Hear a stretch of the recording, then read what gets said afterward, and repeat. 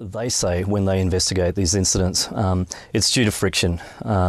It's due to differences between Afghan soldiers and coalition forces. You're dealing with Afghan recruits or military personnel who are being recruited from the lost generation, from a society that's experienced 30 years of warfare, of dislocation.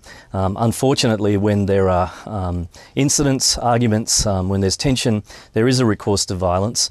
And you get some awful situations as has happened. It's a huge problem because the critical course to transition, that is to the Afghan government assuming responsibility for its own security and indeed its own country, is to raise a very large Afghan national security force. It's about 8,000 personnel going into the Afghan National Army every month. There's very high attrition. It's about 28% a year.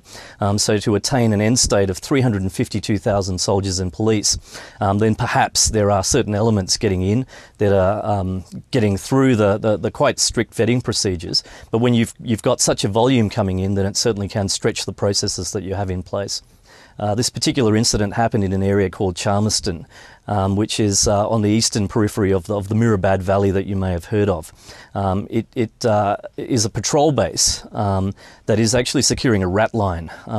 Taliban forces used to pass between the Chora district into Tirankot, and these bases are created to dominate these valleys and to provide a certain level of security to the local people. It is a difficult process, but I think our military certainly have done a reasonably good job.